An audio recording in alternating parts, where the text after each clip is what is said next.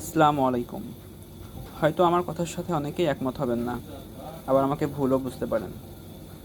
কিন্তু আমার যেটা মনে হচ্ছে, আমাদের দেশে বা বিভিন্ন দেশে, বিশ্বের বিভিন্ন দেশে ফিলিস্তিনের পক্ষে যে মিছিল, সমাবেশ, মার্চ ফর গাজা, যে বিভিন্ন কর্মসূচি হচ্ছে, এতে গাজাবাসীদের জন্য তেমন কোনো উপকারই বয়ে আনবে না।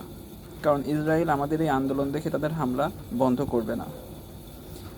আমার কাছে মনে হয়েছিল যে এর থেকে যদি আমরা কোনো বেটার কোনো পদক্ষেপ নিতে পারতাম, যেমন ধরেন এই যে সামনে গরমের সময় আসতেছে, বৃষ্টি হবে না, কিছুদিন পরে দেখা যাবে বিভিন্ন জায়গায় মানুষ বৃষ্টির জন্য আল্লাহর কাছে নামাজ পড়বে সবাই মিলে।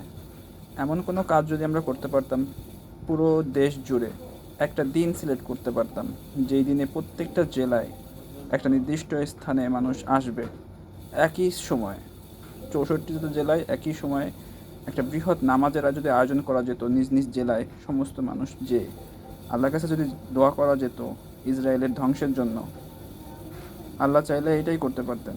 আমাদের এই চাওয়ার বিনিময়ে সেই ইসরায়েলকে এমনভাবে ধ্বংস করে দিতে পারতেন মুহূর্তেই, যা আমাদের কল্পনাতেও আসবে না।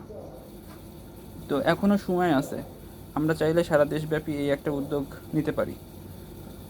আমার কাছে এটাই মনে হয় অধিক কার্যকর, কারণ এখানে আমাদের ইসরায়েলকে ধ্বংস করার সামান্য কোনো শক্তি নাই, কোনো রাষ্ট্রের নাই, কোনো রাষ্ট্র চেষ্টা পর্যন্ত করবে না তাদের সাথে কিছু করার।